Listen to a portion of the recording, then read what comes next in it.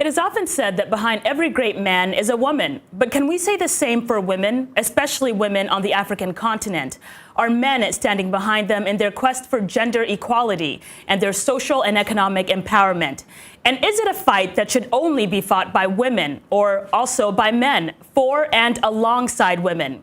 Today on Our Voices, we take a closer look at enlisting men in the empowerment of women, and we examine some cultural and social challenges African men encounter if they call themselves feminists. Hello, I'm Ayan Bior, here along with my colleagues Hadiza Kyari and Ariane Itangishaka. Thanks, Ayan. Haiti Adams Fitzpatrick is out today, but joining us this week at the table are two men. Jackson Mvunganyi is a host of VOA UpFront. It's an interactive, fast-paced radio program connecting youth in Africa and the United States. Jackson also hosts Red Carpet, a weekly entertainment television program. Jackson, welcome to Our Voices. Thanks, Oriane. Happy to be here. Also with us is Muntu, host of both the popular rmshow on radio and the VOAnews television program. Muntu's daily hour-long radio show features music and talk with the region's most notable musicians, actors, politicians, and other celebrities, as well as VOA's listeners. Gentlemen, welcome to Our Voice. Thank you, Oriane. Thank you, everybody. Thank you for having us. Guys, welcome. This is a first for VOA Our Voices. I'm very happy to have both of you here today.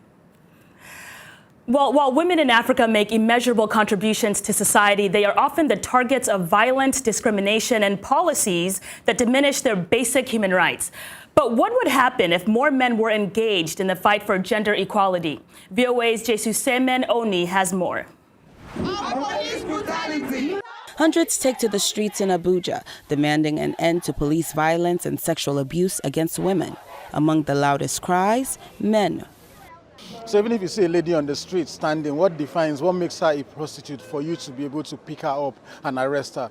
It's more of these male voices, activists say, that are needed in the battle for women's rights in Africa. The question is, well, why do we need men to be doing this? But the truth is that in most contexts, men still hold most of the power. Many African women earn lower wages, lack equal access to education, and are in some areas viewed unequally in the eyes of the law, even though they are vital producers to the global economy. Social media campaigns like the UN's He for She movement are engaging men. We are trying to find a way to really create an important solidarity with the men that hold those powers in order for them to support in being part of the solution. But there's stiff pushback.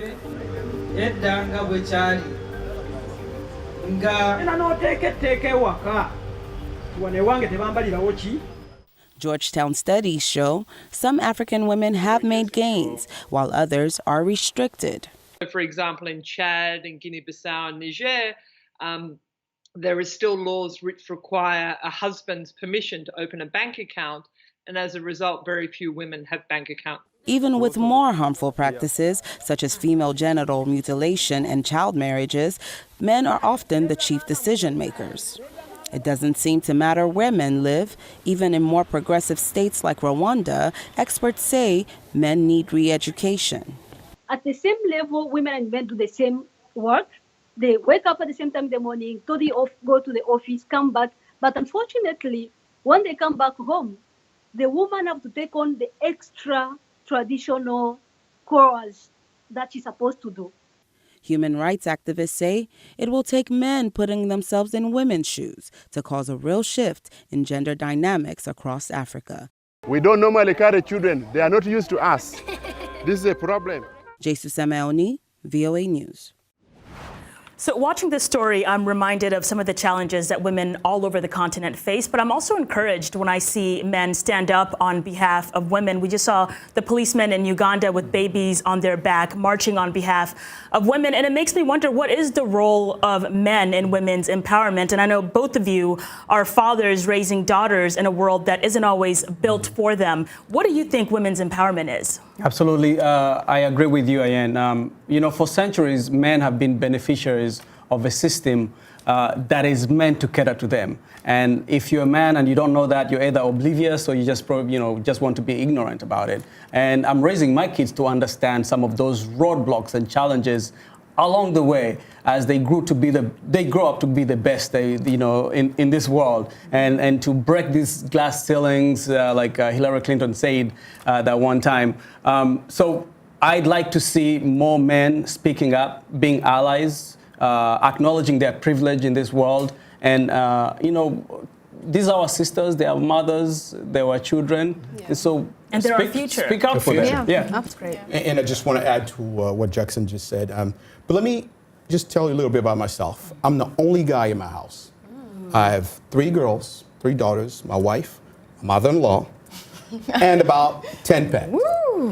And I'm the only boy. Ooh. Wow. Out of all that. Wow. Some outnumbered, you can tell. But anyway. No pressure. But I think what we need to realize first, we all need to acknowledge that we live in the world where, as human, where we should coexist and be codependent. So it's really important not only to empower women, but to do with each other. Right. We all have to watch everybody's back. Mm-hmm. That's more important. But you also talked about our daughters. I have 3 daughters. And being, as Jackson just said, being a father with girls, I think it's probably the hardest thing for us because we have to make sure that they are not discouraged of life. You know what I mean? And being in the media myself, I try to make sure that my daughter have developed like a media kind of critic that we can debate, we can discuss about different issues. So, and I've trained them like that. And they grew up at that point where when I go home today, we'll sit down and debate politics, economy, and exactly self-confidence. Right, self-confidence. And now I go home and my oldest daughter will be like, Dad, so who are you voting for? I'm like, what are you telling me? What are you asking me? You see? So I like that. So I think that I have done something to teach them that the world is crazy out there, but don't be afraid to try new things. Face it. Right. How old are your daughters? Well, 17, 14, and 10. Right. Yeah. Right, and it's quite important, Roger, to establish from the get-go with these kids, especially mine, 12 and 10. From the ages of 5, we've had those debates at home every day about what is happening in the world, but especially some of the things that they're expected, that is expected of them, and some of the challenges they're going to face along the way. They're young black women, so in the hierarchy balance, of things, isn't it? so But it's a delicate balance, I'm sure. It's right. a delicate balance. Yeah, and my other question is, on the continent and in Africa, men have this expectation that, they should be, it's their duty to provide financially, right? And particularly when you have families with multiple children, there are a lot of times where men feel that, the women should stay home and take care of children. Some people see it as empowering them and helping them in their role as mothers. What do you think about that when some people actually criticize it and think that, this is just another way for men to subjugate women, financially and to keep them, My feeling on that is this. Right. If you have had a conversation as a family unit about your roles and responsibilities, outside of these, traditional roles, a man is supposed to do this, a woman is supposed to do this, as a man and wife, you understand your financial situation, who is bringing in the bread. Staying at home, by the way, is not easy. That's right. Being a mother is not easy. It's a full-time job in itself. Yes. You're right. Yeah. So, Roger, we were actually just talking about this. Would you feel comfortable if your wife made more money than you did? Well, let me think about this. Roger's conflicted on that. Only if she let me stay at home. Okay. That's fair. I think that's fair. That's fair. But I would like to know from both of you, based on your experiences, from your childhood all the way to your adulthood, what has greatly influenced, your beliefs today and why? Me personally, I think my parents. I grew up in a household where my parents had all of us treated the same way, and there was no, I'm a boy, you're a girl, anything that I could do, and of course they were listening to our opinions. I have to listen to my sister's opinion, so that I think that was the first thing that really influenced me, and I grew up respecting the woman and also listening to the woman's opinion. It's not just my opinion. Right. So it was from our childhood. I was raised with 5 girls. I was the last born. But I also was raised, I was born in Uganda as a refugee. I understood from an early stage, an early age, the issues of social justice. And with that also I understood some of the things that even with me being a refugee in this society, there are certain hierarchies that are still holding, like my sisters were underprivileged from me as a man, even though we're both refugees, I still had more privilege as a man than she did. So I understood from a young age about the issue of social justice. And I think that that's one of the things with me too, because I grew up in a house where my parents were very traditional. We had gender roles that, like, I had to clean the house and wash the dishes, and my brothers didn't have to. And I actually didn't mind that. But my thing is, I wish that our brothers were also taught to clean and cook, because they're going to grow up to be men who need to keep a household, right? Exactly. No, I remember going to the kitchen. First of all, I gotta say I'm a very good cook. I'm the chef in the household, right? Yeah. But I wanted to say I remember going okay. to the kitchen when I was young, and my father was like, men are not supposed to go to the kitchen. Yeah. Well, And I was that hanging before. out with my sister and my mom. That's how I turned out to be a great chef. My thing is that if you refuse, if you don't raise your kids to have these different roles, to know how to play these different roles in life, then you're really denying them the ability to grow as well-rounded human beings. Absolutely. Well, listen, I want to hear more from both of you guys, but we do have to go out on a break. And I also want to hear more from you guys at home. You can catch us on social media, Facebook, Twitter, and Instagram. Our handle is @VOA Our Voices. Let us know your thoughts on this conversation. And be sure to share our pages with your friends. Use the hashtag VOA Our Voices. We're on WhatsApp as well. Our number is on your screen. So reach out to us and add your voice to our conversation. Coming up, we're going to shift this discussion and examine if African men can be comfortable calling themselves feminists. And what does feminism mean to them? We are starting off that conversation with you, our viewers, who have different take on this issue. Take a listen and we'll be right back. Well, to me, feminism is a group of women who are after more than their fair share of things.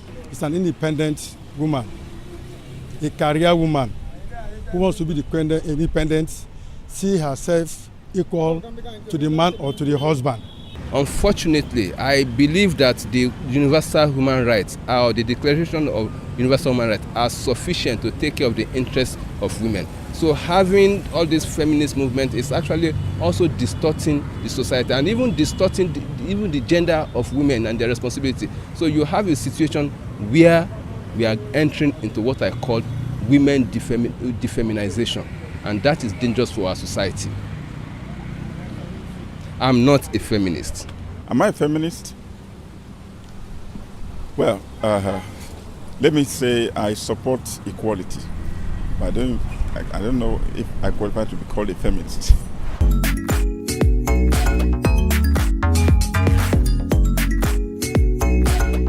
On Our Voices, we're talking about the news and issues you're talking about. Sharing stories of development and growth across Africa, around the world, and in our lives. Topics that inform, empower, and change the rules. It's time for Our Voices With me, Haiti Adams Fitzpatrick. And Hadiza Kiari. And Ayan Bior. And Orion Itangi Shaka. Join us on Facebook at VOA Our Voices. It's time for Our Voices.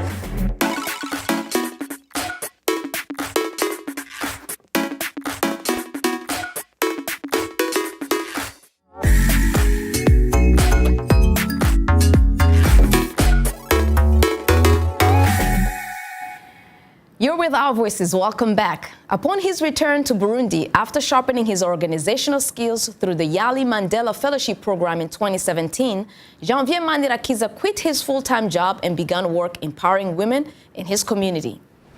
I remember it was in August 2017. I met this strange single mother of 7 children.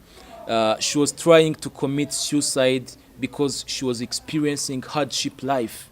I decided to trade my phone with cash in order to deal with emergency assistance such as house rent and food. From that moment, I decided to quit my full-time job and I went to start the charity, which is now Dreaming for Change. I started the organization from zero with no donors, no grants. We started with 15 women.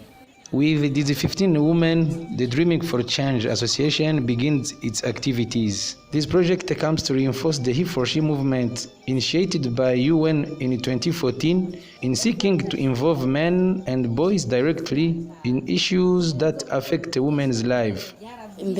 Before this project, we lived in Missouri.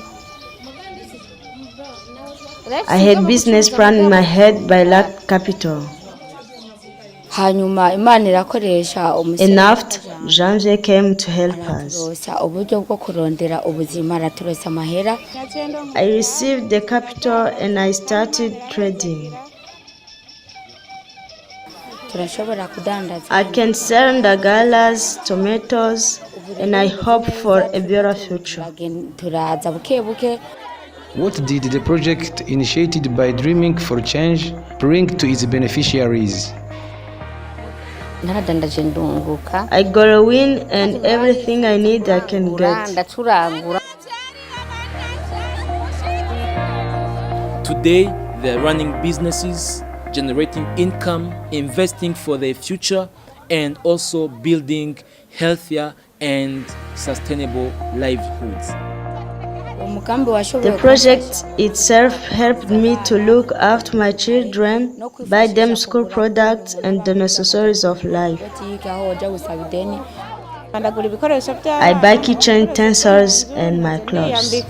According to Janvier Manirakiza, the future plan of Dreaming for Change is to purchase a piece of land in rural area and construct the center called Women Empowered Center, which will be a dignified, trusted, and safe space for hundreds of women and girls in rural Burundi.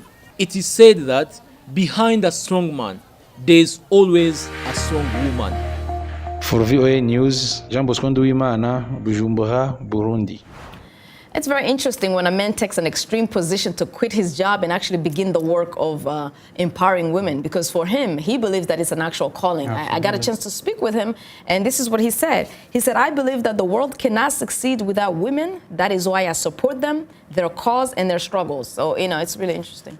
Really interesting. Absolutely. There are few men Again, like that's a man who is using his voice and his privilege to be an ally to women causes because he understands the importance. These women are the backbone of their societies. Exactly right. And many men do this, and especially on the continent. What Manirakiza is doing, it's a good example to all the other men out there. And Jackson was mentioning on the first block how people will be like, no, you're a man, you cannot do this, you cannot do that. But this man is going beyond that by economically trying to empower those women. And we all know they need that, because a woman who's economically successful, that helps the whole house. And it's nice to see a man who's not threatened by women and their potential as well. Exactly. And sometimes it's an act of courage for you to quit your job, not for anything else, but to empower women, the other gender. Right. But the vast majority of men that I have interacted with, they believe that the equal rights for men and women, they believe in that. But the conflict really lies in the fact that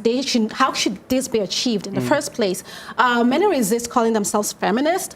So would you guys consider yourselves feminist, and why? My question to that man who is resisting calling themselves a feminist is why? If you believe in the equality of genders and that your sisters, your mothers deserve the same rights as you, then and you're feeling that maybe the use of the word feminism works against that, then maybe come up with a different word. Different terminology. I'll come up with a different word. I'll come up with a different word. I have a problem with that. This whole term changed like maybe in the 1800s when they are to advocate women's right, and I understand that. But what does really feminist mean? It's being feminine, So me as a man, I feel like there's a problem with that. I don't have.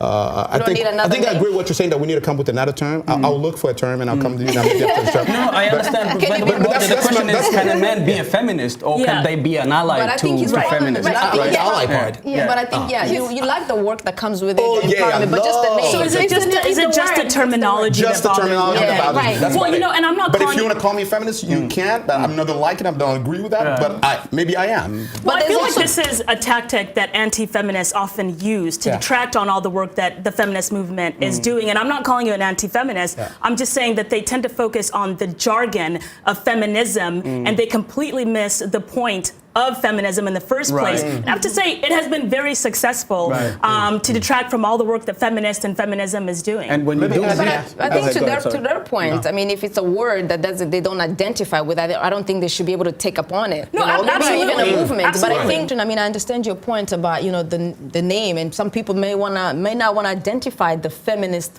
word, but I think I'm also curious to know, what do you think about the definition of it, the whole, men and women being equal? Is that also something something that is also a pushback in your view, that because, men I think and women my main problem here is, and I've read a few things about this, I just don't agree with feminists. There's so many feminists out there who hate men, who don't like men, who think men are evil, who think all this negative term about it. Maybe that's where I was like, oh, maybe I shouldn't be called a feminist. That's where, that's my thing. And if that's what feminism is, then I wouldn't want to be associated with it either. Right, so right, I exactly, agree with that. exactly. Then we can deconstruct how the term feminism came to be associated with hating men. Right. So who started that? Was it the women, the feminists, or exactly. the other person? That's a good question. That's a very, very good question. Well, in your region where you're from, what is it like? It's a fight that is ongoing, just like here in America or anywhere in Western societies. Women are trying to fight for equal rights with men. We see the pay gap between men and women, men doing the same job as women, but women are paid less. We see high rates of school girls dropping out, and that is itself a consequence of some of these inherent, issues in the society that keep women down. Rwanda, my country, is one of the most progressive countries when it comes to women's rights. You can read it anywhere. We have the highest number of women in parliament. There is, there's a movement among us young women to see themselves as equal to men in terms of what they can do, what they can achieve. So we don't have that ceiling as much as, but we're still very much traditional.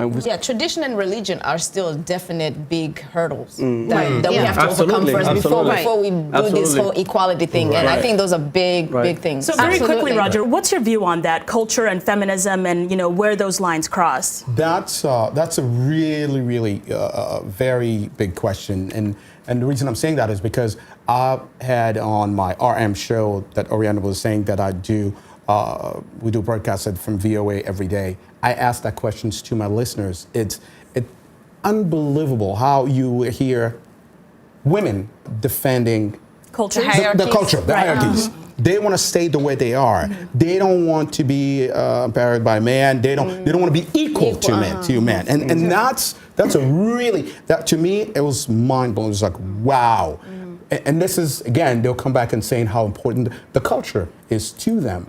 So, how do you, and that's a thin line. But I like that it's women saying that. If a woman says, I don't want to be equal to the man, then that's her decision. This is feminism. You can decide what you want to do. And that's what my parents used to tell us. It's like, what, and that's the way I teach my kids. What do you want? Right. What's your take on this? Awesome. For a lot of them, the culture and the religion guides them. Oh, yeah, guides them. So really, there's, and I just had to tell them that I do respect them. And in those shows, sometimes we don't have a lot of women participating. So we try to encourage them so many times to also raise their voices, our voices. That's right. But also with these women who are talking to you, I wonder how much exposure they've had to the world and how much education they've had. Because sometimes, you can have these ideas, but you've never really stepped outside of the village, and you've never had the ability to really employ your own self and see your own potential. So I wonder about that. But you know that there are women who are actually educated and still feel the same way. As long as they're empowered, they can think what they want to think. I agree.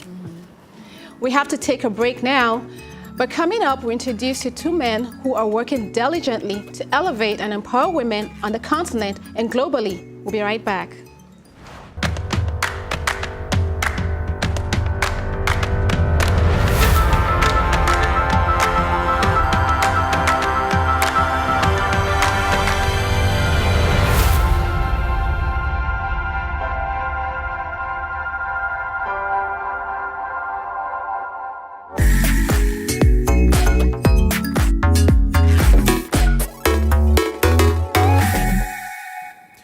Usually on Our Voices, we highlight women who are doing extraordinary things. But today, we highlight men in our segment called Men to Watch.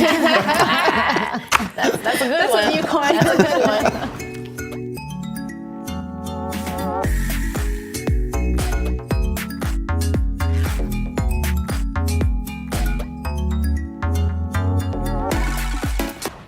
Benjamin Sidori is a soft-spoken but self-confident young man from Mvunganyi, an informal settlement near Nairobi, Kenya. Sidori is a male agent of change.